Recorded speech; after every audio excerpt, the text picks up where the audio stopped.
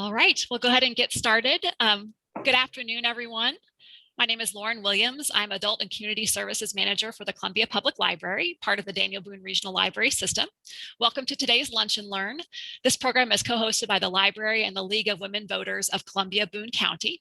And today we'll be hearing an update on Columbia's Police Department from Chief Geoff Jones. Before I turn things over to the League to introduce our speaker, I just have a couple of housekeeping items for Zoom. We are using the chat feature today to ask questions of our presenter. So as usual, that's found at the bottom of your Zoom window. So if you hover, you should see that chat icon that looks like a speech bubble, and you click on that to ask your question. And if you are on an iPad or a tablet or a phone, you may have to tap in the middle of your screen to see those tools. And sometimes they're buried under a more menu that looks like 3 dots. So locate that chat feature for yourself before we get started. We're also recording today's presentation, so it will be available the next day or two on the League's YouTube channel, as well as the libraries for future viewing. And now I'd like to welcome League of Women Voters Board Member, Barbara Hoppe. Thank you, Lauren. Welcome, everyone, and we're so pleased today to have, Police Chief Geoff Jones join us for an update on the police department and focusing on successes, opportunities, challenges, goals. Chief Jones needs no introduction. He's been chief of the police department now for 2 years. 2 years ago, just shortly after taking over, he spoke with the League of Women Voters at our Lunch and Learn in 2019.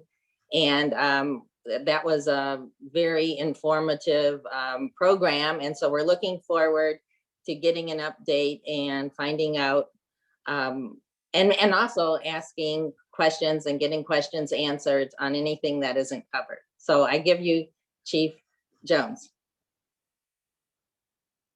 Good afternoon. I'll just kind of give you an update where we are, kind of some things that we're going to be working on this year. And I want to keep it pretty informal, so if there's questions, please ask. First, I think everybody has had to use the same excuse or explanation, but COVID has really changed the landscape for all of us, but especially me. When I talked to the League early on in my tenure, it was pretty clear that I like to be face-to-face with people, and that's part of what community policing is. And we really have stalled out in being able to do that when we had to go through Zoom and WebEx and all of those things, kind of like what we're doing now. Because there's no human interaction, there's that connection. It's very difficult to get that connection through Zoom. So my style of policing or community policing, what I think is just good policing, is being face-to-face with people. And doing this over Zoom has really caused us to hit the pause button and has put us behind where I want to be. For those who know me, and there's several in the list that know me, I'm not the most patient person. So this has been very challenging for me professionally, personally, but it has challenged our progress in doing policing the way I want to get policing to progress in Columbia. So we have hired Tony Messina as the communications and outreach supervisor, and I think Tony is on this call, so she could probably answer questions later on too. But the purpose for Tony is really to organize these outreach efforts. My first year, I appeared over 100 times to talk to groups, some small groups, some large groups, but it really fit what I thought was and still think is imperative for community policing. And I very quickly recognized that I couldn't get my other work done if I was making 100 appearances a year. So Tony's job is to coordinate that outreach effort and have our officers in every beat especially those in our COU officers, reach out to different groups, homeowners associations, different political groups, different businesses, really whoever will have them, so that they can hopefully create that connection. So that's part of Tony's job. The other part of Tony's job is communication, both internal and external. I say a lot of things. I send a lot of emails. I speak a lot publicly. I have a lot of conversations with council, and all of that information needs to be disseminated internally and externally. So Tony's job is to help us with being transparent, being complete in our communications. So Tony's actually has come up with a communications plan that we're in the final edits of. But I'm hoping that will help coordinate some of that and help us be more transparent and just more open. So I know that, like I said, Tony's on here, and there'll likely be questions about that communications piece, but Tony can chime in at any point. So I'm really hopeful that this year will open up a little bit and that we're going to get out and be in the community more.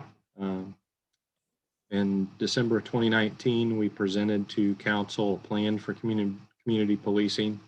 I smile when I say community policing because community policing is a buzzword that has been used for years, and it's meant so many different things. But I want to get back to good policing where we talk to each other left of an incident. And I think we're going to get there with COVID restrictions being lifted, people being vaccinated. I'm really hopeful that this year will be a year that we progress. We have 4 different beats where we've added 2 officers per beat to continue the community outreach unit model. And I'm hoping to add more this year, depending on how many officers I get this year in the budget process. So I think this year is going to be a good year for us. I won't go through and talk about demonstrations and how we handled that unless people ask about that. But I think most importantly, I probably need to field questions and have conversations about the things that the people in this group want. So I'll open that up, Barbara, if you want to help me with that. Sure. Yeah, we have several questions already. And the first one is, for people new, could you say a little bit about your background in law enforcement? Sure. So I was a kid that was getting into a lot of trouble in my early teens. I moved in with my grandmother when I was 14. Just before I turned 15, my grandmother was going to send me to either military school or the Columbia Police Cadet Program. We couldn't afford military school, so I went into the police cadets, or the explorers is what we call it now, as a 15-year-old. I didn't like the police. I didn't want to be involved in the police, but when I came here, there were several things that happened while I was here that really caused me to have a lot of respect for the police and have a true appreciation for the relationships I had as a teenager. So I decided that back then, if you were coming into law enforcement, particularly as a white male, you had to have a bachelor's degree. That's what the recruiter told me. And no one in my family had gone through college, so I put myself through school. I'm the only person in my family to this day that has a bachelor's degree. I actually have a master's degree, but I'm the only person in my family that has completed college. I went away to Warrensburg for school for 4 years, did an internship with the Sedalia Police Department, worked there for about 1.5 years, and then got hired back home in Columbia in 1998. 1998 was a great year because I had worked from the time I was 15 through college to be a Columbia police officer. That was my intention in going to college. I worked for several years in the central part of the city. I loved having that beat, had a lot of great relationships that still carry on today. And Later went into narcotics, and I worked undercover for 5 years. 2 years of that was spent full-time working with the FBI. And then I got promoted in that unit, and I was the sergeant over street crimes and narcotics, later renamed to be Vice Narcotics and Organized Crime, or VNOC. From there, I got promoted again, and I went to the street as a patrol lieutenant, and then got moved to the training and recruiting unit and was there for 3 years, and then came back to midnights as a patrol lieutenant, and then later on days as a patrol commander, and then got promoted to chief. I was promoted to chief around the same time that I was contemplating retirement. My full intention was to go flip houses. I even bought a pickup truck so that I could haul the materials I needed to go do that work. I enjoy working with my hands, even though I'm a little clumsy. So, you know, as a 15-year-old, in the police department, I said I was going to be the police chief someday. And then you grow up and life teaches you some lessons. And I was pretty far from that realization, and actually thought there was no way I would ever be the chief, and kind of let that go. So this truly was a dream come true, a childhood dream of mine.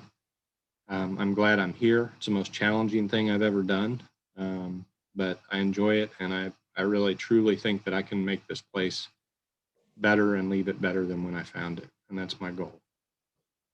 Thank you for sharing that in a very personal way. Well, there's several questions. I'll go to the first. I'll try to take them in order. Barbara says, yesterday at Osher, Dr. Lucas Buffalo from MU Health talked about medical marijuana, and a question came up about what challenges the new law has presented for law enforcement. Could you talk about that? Yeah, and I will tell you that in Colombia, marijuana has been pretty low, a low priority for us for a very long time. So user amounts of marijuana have not really been a focus of the Columbia Police Department in over a decade. Not that we didn't deal with it, but it's just not something that we get too involved with. Probably the most significant issues, and they're still developing because there's no case law, or very little case law, is how it relates to searches on traffic stops. So right now our canines are trained to smell marijuana, and our officers obviously can smell pot, and we'll do searches based on that odor. And someone having the legal authority to possess that changes that dynamic. So we're still trying to muddle through that. But overall, there really hasn't been a whole lot of change for us. Okay, thank you. I'll go to the next question. Let's see. Someone, Ruth, says, I have a question about policing in general. Many professions have a certification through professional organizations or licenses through state government. What means do police officers have to hold each other to professional standards? So we actually have a peace officer license through the state, through the post, or peace officer standardized training. So that your certifications and your licensure can be challenged through post with discipline. So we have an internal affairs process, and when people are found to have violated policy, sometimes when we go through a criminal process and find that someone's violated the law, we're required to report that to post, and post will take actions on their license, which could mean terminating their license. It could mean suspending it. There are a whole range of options that they can take against your license, much like a nurse or a doctor, if you go in front of the board. So we do have those controls in place. The goal is always to police ourselves and go through our internal affairs process in a way that is conducive to building trust and making sure that we're holding ourselves accountable.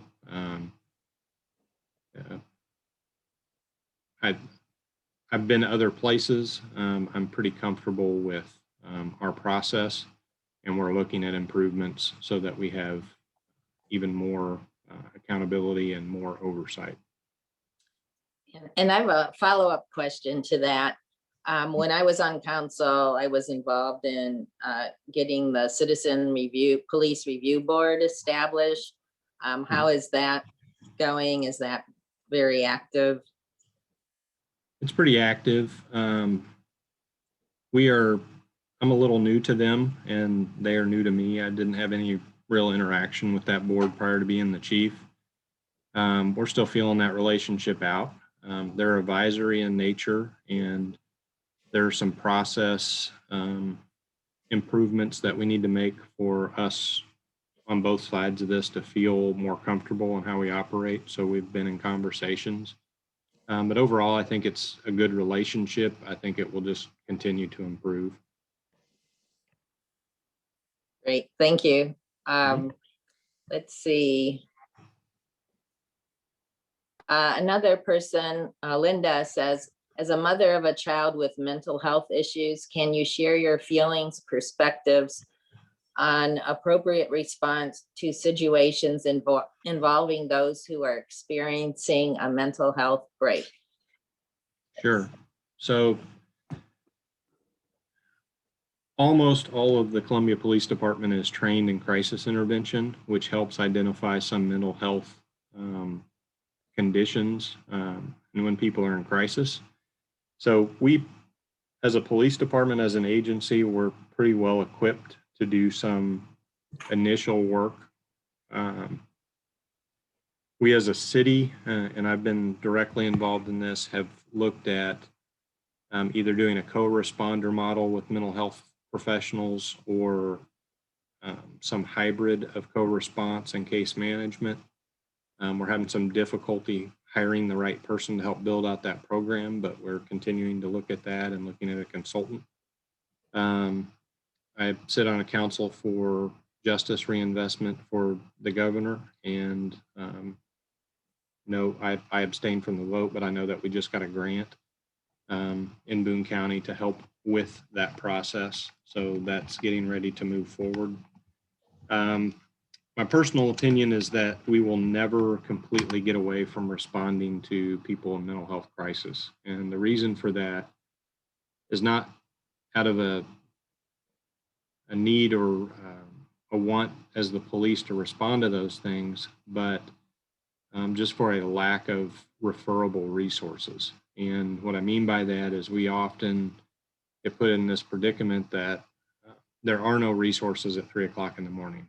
So if something bad happens, regardless of what that something bad is, a medical emergency, God forbid someone wakes up and finds a relative dead in the house from some medical thing or otherwise, someone's in mental health crisis, or someone is arguing with their spouse or even arguing with their child, which isn't a criminal thing, right? If you've been married, you've been in an argument. But if something happens like that at 3 o'clock in the morning, really the only option is to call 911 for a lot of people. So the police show up. And if you call 911, 9 times out of 10, the police are going to show up. And we have to figure out where to go from there. And that is where we have to find improvement, whether that's co-response or some other management model. We have to find a way to get people into services quicker. Columbia police officers, and I've been a part of this too, will stop a car. Someone will be at a low moment and they're addicted to a drug. My last one was a guy who was addicted to methamphetamine, and he said, I don't want to live this way anymore. And as a police, we see that as an opportunity to get someone to treatment. And we drove him over to Phoenix House, begged for someone to talk to him and get him in, and they did.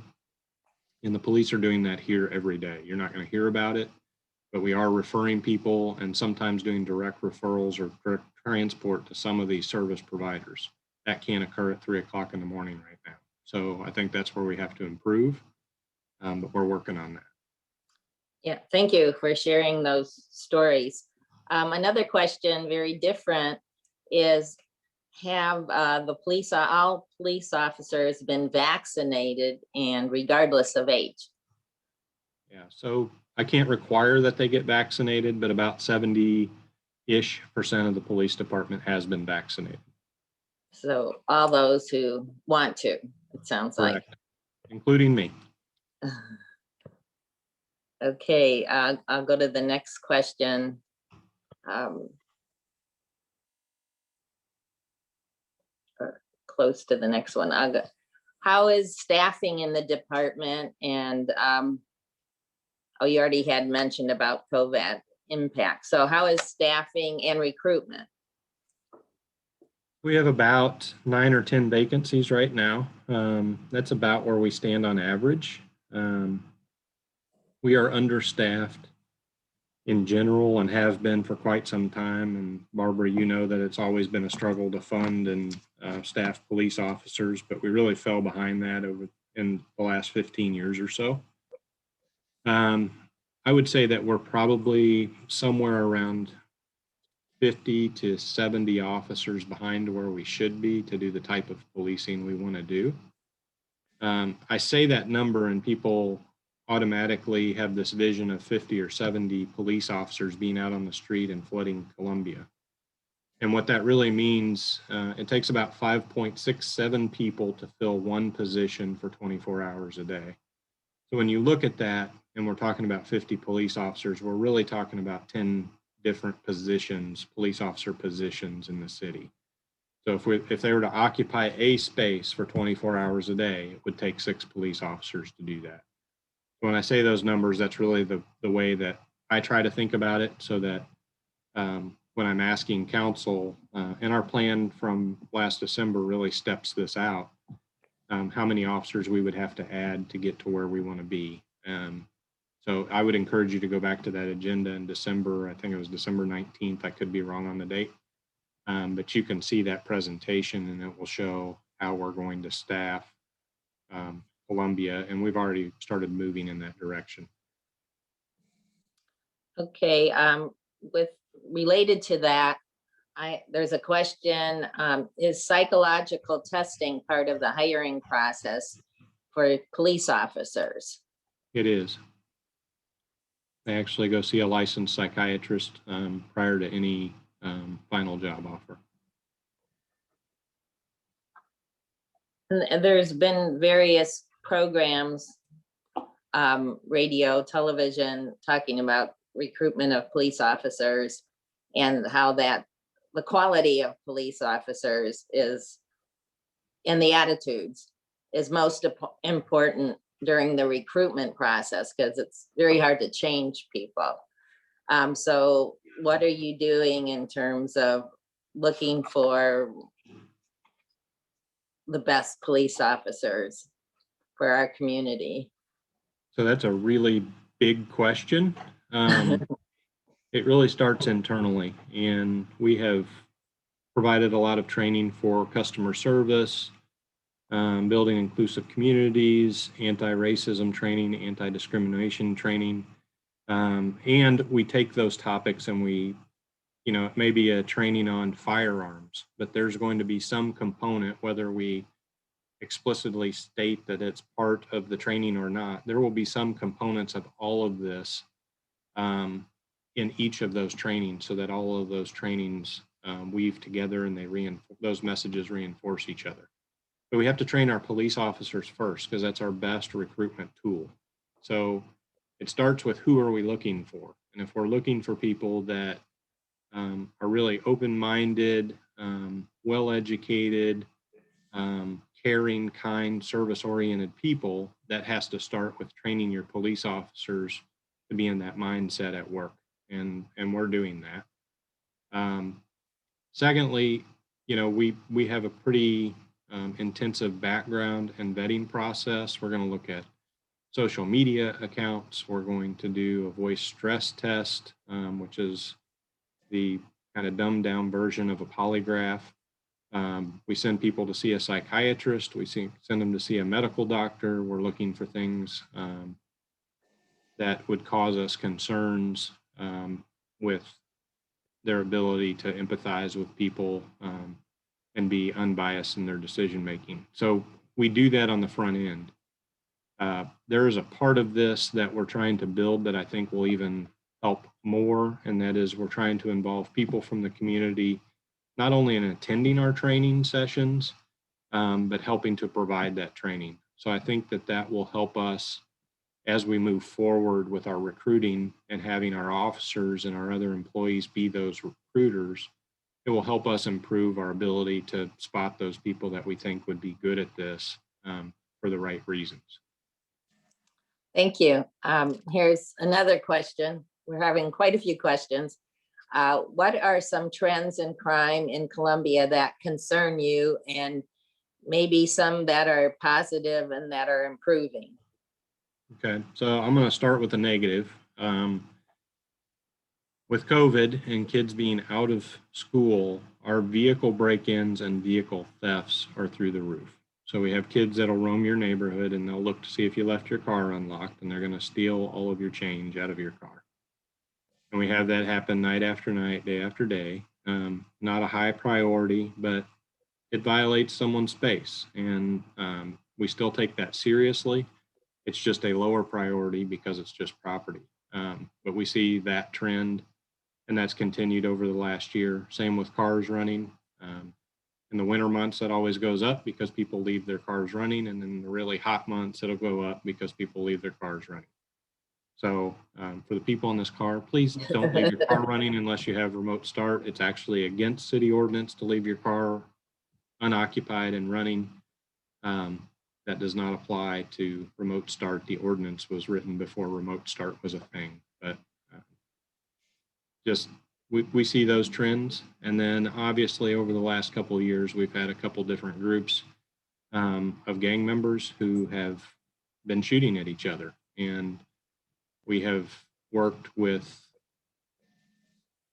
state and federal government officials to come up with a task force to try to tamp some of that down. We've had a lot of successes in addressing some of that. I think the numbers would be much, much higher had we not done that. And we're looking at other outreach efforts to deal with shootings. They're not stranger on stranger crimes, which is a positive. But it is still young people shooting at each other. And no matter how important they think it is to have that status in the community now, when they kill somebody, it really robs us of a lot of potential when we have young people killed. As a young person who was involved in a lot of crazy stuff, I will tell you that I didn't think that way. And I didn't see myself as having value. And I think we have a potential to do some outreach and maybe improve that for some people. But our most, as law enforcement, our most positive gains have been in clearing cases. And in some areas, our clearance rates are 20 or 30% higher than they were 2 years ago on average. So our clearance rates are much, much higher than they used to be for shootings, for homicides, for burglaries, for serious offenses. If you commit them in Columbia, you are far more likely now to be caught and prosecuted than you were 2 years ago. Thank you. We'll go to the next question is, I just want to mention there's a lot of thank yous in the chat just for your work and for being here. There is a question that asks about the leadership of the Columbia Police Officers Association. Given that Dale Roberts is no longer its leader, what would you like to see in a new CPOA leader? So actually, Dale Roberts still does work for CPOA. They have made some changes in their board. So the way that structure is set up is there is a board of directors, which includes the president. The president recently changed in recent months. It's now Matt Nichols. Matt Nichols is very focused on community policing and has been. He also sits on the Vehicle Stops Committee to address disparities. Just really seems to be an involved guy, I think. And he is the one, that position is the one that maintains and evaluates Dale Roberts' performance. So that's why you've seen that dynamic change, is because the president has changed in how he manages Dale's position and others. I think that perspective has changed considerably. I think you're going to see a lot of positive change in CPOA over the next year. I don't want to steal their thunder and talk about some of the plans that they have, but I think that they will be very community focused, much more than they have been in the past. Thank you. Let's see. Steve says, thank you for being here today. You mentioned wanting your recruits to be well educated, among other attributes. Requirements were changed several years ago to allow persons without college credits to join as part of an effort to provide access to minority applicants. What has been the result of that policy in light of your comment about well-educated applicants? What do you mean by well-educated? So going back to that previous topic. Right. So I have to take a professional and a personal stance on this, and they do blend a little bit. So as someone who could not get hired here without a college degree and spent decades paying off student loans so that I could be a police officer making not very much money, I see some value in working through college, the discipline that it takes to get good grades and graduate from college. I think that prepares people for professional jobs in general. And I have a true appreciation personally for that work. I also recognize professionally that not everyone needs to go to college to be smarter than me. And I have a lot of young people that have some college, some with very little, that will run this place someday because they're smart. But their education comes in seeking out police related or professional related training that we supply them, either through internal processes or external processes. So that education comes and we get to focus what that education is. And I really have a true appreciation for what that can mean for us in a positive way. But it's also a huge responsibility when you lower a college requirement and you have to supplement it with your own training. We have our own training and recruiting unit. And I don't know if it's one of your questions, but it might be. There's currently a bill in the legislature that looks at having all training being vetted through Missouri Post. And I had a conversation about that yesterday. I have some serious concerns because, you know, if you're Ferguson or Boonville or some other small municipality with limited intellectual assets, you might benefit from having training that is all vetted through Post. But for us, what that would mean, since we do have just an impressive cadre of people who can teach and instruct on all different topics: firearms, domestic violence, search and seizure, customer service, race relations, whether that's anti-biased or anti-racist or inclusive communities. We have people who are instructors in that, and other places, other people from different states, especially people in other regions of the state, come here for training. And if we are mandated to have our training be approved by Post, then we will be teaching to the lowest common denominator or the middle, similar to a public school. And that lowers the bar for us. We have a pretty high bar for our training, and I don't want to be mandated to lower the bar. So I have some concerns there. But overall, we train our people. I think it's important to train our people to have good quality training that fits our community. And sometimes we have to work really hard to supplement not having a college education, to get back, I think it's Steve's question. But I personally would like to and have considered upping those requirements back to have more college credit hours. But there's a balance there, and I'm still not sure where that balance is. Thank you. There's another question regarding an earlier comment about referring to social services. And that person asked if you are keeping statistics on how often the police refer to social services, and whether that might be a good PR thing for the community to know. I think it would be, and Tony's on here. We've actually had this conversation.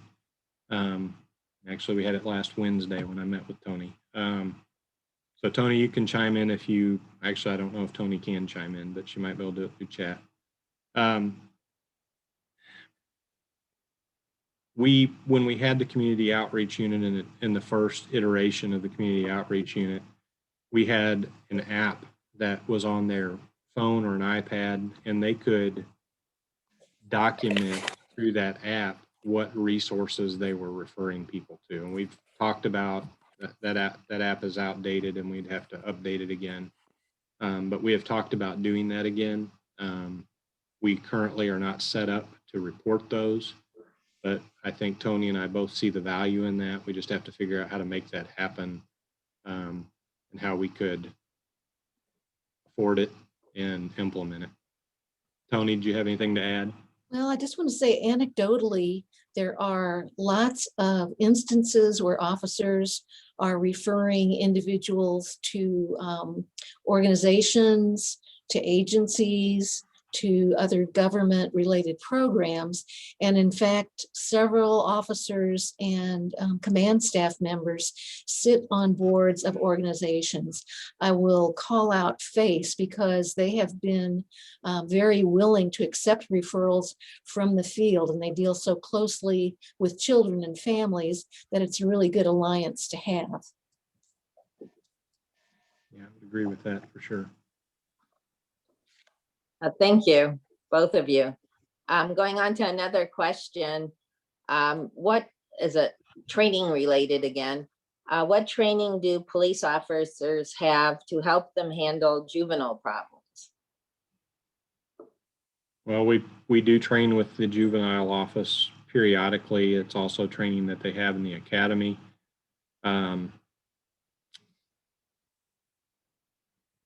Juvenile problems are usually family problems, and dealing with CIT in particular, that training that we get helps to mitigate some of those issues. And some of the stuff that we do, we train, so that's the short answer, but we also try to do some things through policy to address dealing with juveniles. When we had school resource officers in the school, we had to have a memorandum of understanding or an MOU with CPS on how we deal with children. And we had to alter that agreement because when I first came as chief, what I saw is that the schools where we had SROs were getting more referrals to the juvenile office through our SROs. And I had a personal opinion that we were being used as a crutch when other tools were not being used or attempted. So we changed our MOU with the schools so that they had to go through a process and try some other things before having us do a referral to the juvenile office. And we've also worked with the juvenile office to where there's different types of referrals, really. Some are service and some of them are justice involved. And we really try to steer away from being justice involved wherever we can with kids. And again, part of that comes from my personal experience as a kid who was in trouble, and I had a lot of opportunities to not be justice involved. And the more of that we can do and try to address the behavior, I think we should. Not that we don't hold kids accountable. I believe that we have to hold kids accountable, but I think we can do it in different ways than putting them into a criminal justice system. So policy is a big part of that. We do training, and officers are pretty well equipped to deal with kids and kid issues, but a lot of that is policy driven. Thank you. And I wanted to follow up on another sort of youth related question, which, oh, here it is. Would it be a good idea to have a cadet pre-police officer training program starting as young as high school students? We have that. We have police explorers. COVID has limited our meetings, but that is how I started. And we restarted the police cadet program probably about 18 months ago. And so is that with all the high schools or? Yeah, it actually can start as young as middle school, but it goes through high school. Okay, thank you. Mhm. We'll go to another question. Cash bail often results in who is incarcerated in jail. Please talk about the cash bail situation in Columbia. So there are different types of bail, and just so everybody knows, I don't control bail, but probably not the most popular opinion, but it is my opinion that there are some people that have to be compartmentalized from the rest of society until behavior can be changed and things can be mitigated. So I'm not completely opposed to people being incarcerated on cash bail, especially if they're dangerous to the community. I will tell you, I think that's a very small percentage of people. Sometimes cash bail is used to get people to pay a fine or a sum of money to the court. I have my personal opinions about that, but I'm not going to share them here. But those are not really the cash bails that I think are important to keep. I think cash bails for people who are stalking their spouses or shooting people or doing things to harm other people are an important tool. They are used sparingly, but they are used, and I think they're an important tool. Thank you. Another question. What is FACE? F-A-C-E. Hang on just a second. I keep this on my desk.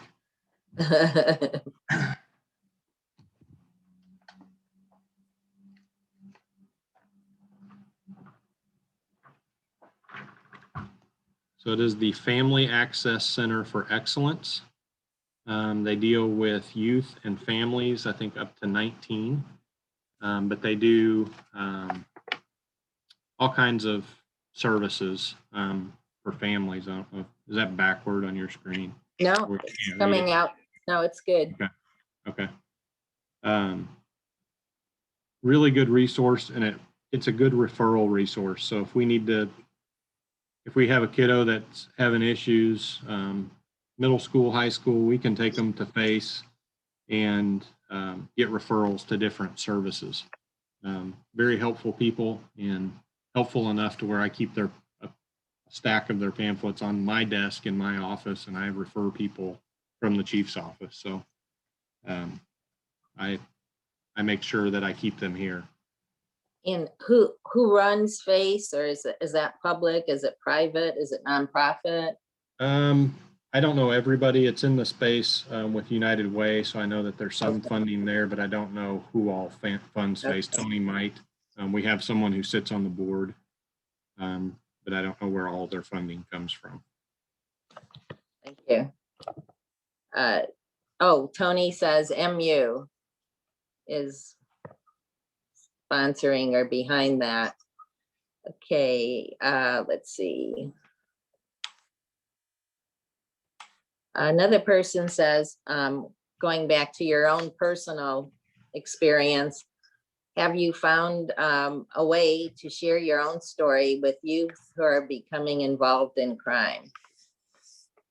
Yeah, so I get to talk in front of groups. We have Job Point. I talk in front of them at their graduation. I talk in front of high school groups. And one of the things that I haven't done it since COVID, but one of the things that I thought was really valuable is there was a kind of a reentry program for kids who had been in trouble at school, especially high school students.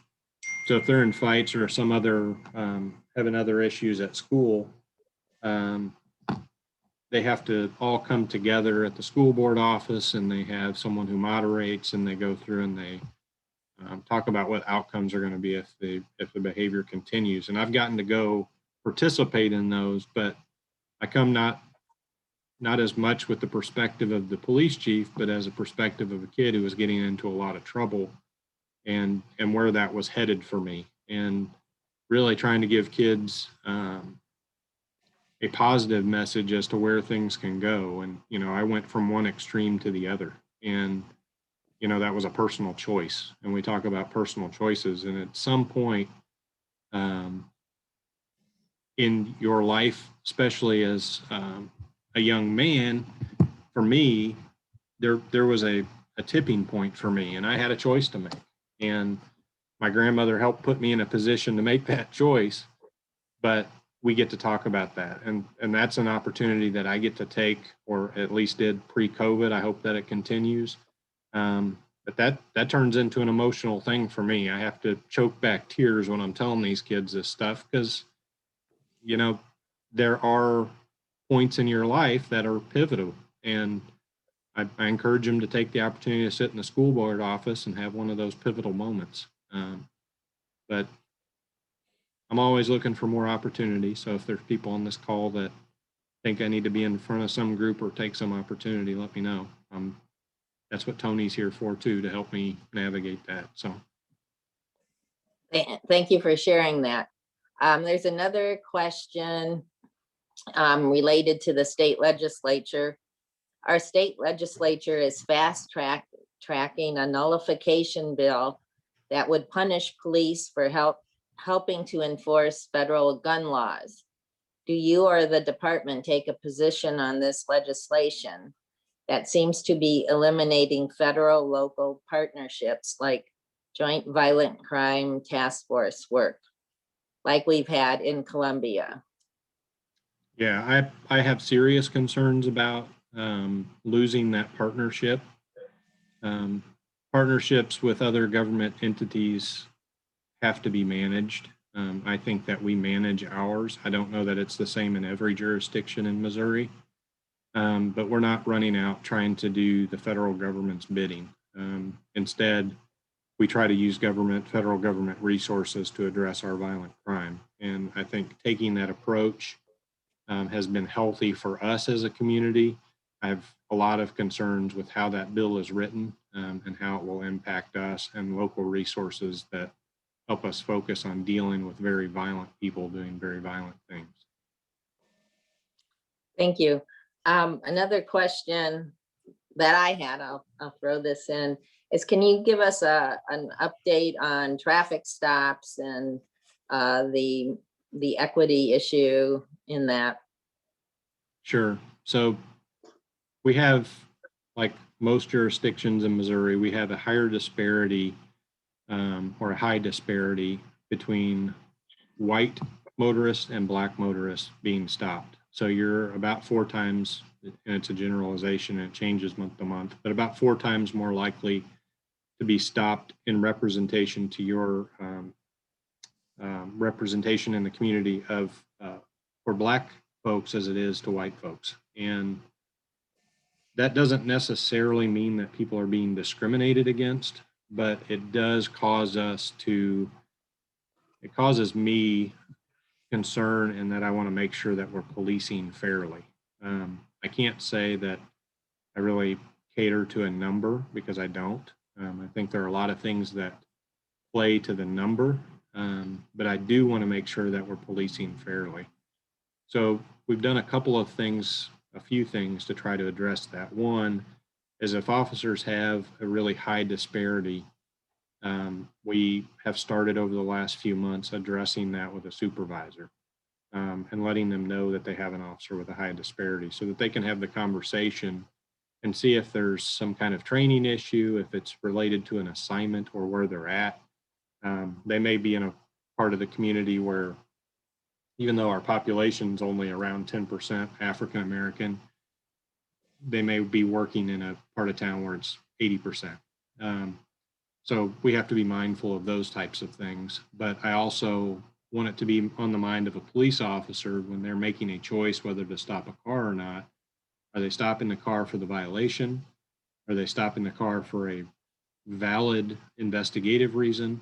Or are they stopping that car over another car based on some bias that they don't even recognize? And I think the more that we have those conversations, the better off we'll be. But that's one of the things that we're doing.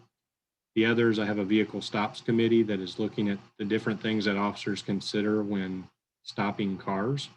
I'll give you an example of that in just a second, a personal example. And then the third is we have an MU research team that Moon Choi agreed.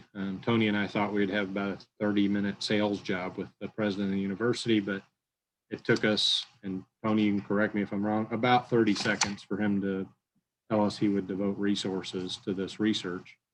But we have a research team from MU that is looking at traffic stop disparities, and the variables that officers consider when stopping cars so that we can take action on those things that are actionable. So if there's a training opportunity or a policy opportunity that we can learn from that research, then we'll take it. So there's a few things there. When I talk about variables, I'm going to tell you a quick story. I don't know how much time we have, and I don't want to run us out. I have about 7 8 minutes. to 10 minutes. Yeah. So when I was a new police officer in field training in Sedalia, Missouri, I was sitting in an intersection. There used to be a Sony or a Shoney's at this intersection, and there were two cars at the stoplight to my left. I was at the stoplight to my left. There were two cars. Both of them had the left front headlight out. One of the cars was newer. One of the cars was older and beat up. And my field training officer told me there were two different messages that they gave me. And this was 23 years ago. He said, which one of those cars are you going to stop? And I said, I don't know, because I had to make a decision between the two cars. He was going to make me stop one of those cars. Which one are you going to stop? And I said, I don't know. And he said, always stop the car that is in the most disrepair. And I asked why, and he said, because people who don't take care of their property usually don't take care of warrants, and you'll likely have an arrest warrant if you stop people who have cars in disrepair. So earlier he had told me to look for equipment violations because people who didn't care for their vehicles would oftentimes have warrants. Now, as a 21-year-old kid coming into law enforcement, that all sounded really logical to me. But knowing that that is something that was in the back of my mind, and it was a practice of mine because I really never challenged it for years. I stopped cars that were in disrepair. And now, as not necessarily the chief of police, but an older guy who's been doing this a long time through my relationships, I know that what I did was I disproportionately affected people who didn't have a lot of money. And by doing that, I disproportionately affected people that were minorities. I know that to be fact just from research.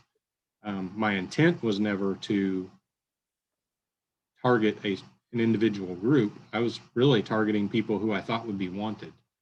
But through that practice alone, that was one police officer following the advice of one field training officer 23 years ago, I've probably stopped thousands of cars. So what does that do for disproportionate stops? Those are the types of things that I think that I can address through research. I think I can address those through the Vehicle Stops Committee, and I think I can deal with those things through supervisors and having those conversations. That's my hope. Thank you very much for sharing that personal story and your insights on that. We have a couple more questions. One I really want to get to, several people have asked, and that is, how many Black or brown officers do we have in the CPD? And is there affirmative action to increase those numbers to reflect the population of the area? And what advice would you give to someone that doesn't feel qualified but has a desire to work in the field? Okay, so I don't know the exact number. I know that we don't have enough minorities in the police department to match the demographics of the city. I know that to be true. I don't have any hard numbers, and that would just, and I don't get to track those numbers. It would be against the city's rules for me to track those. Human resources can track them if people volunteer the information, but I don't. It would just be anecdotally by looking at people and seeing, what they claim as being their race. As far as recruitment, I think that the supervisory and command structure of the police department has to look like the community for us to recruit qualified police officers. And that's a catch-22 because we are a paramilitary organization, and to get promoted, generally you have to have come up through the ranks. So that causes us issues in getting people into supervisory positions. I'll share it here for the first time.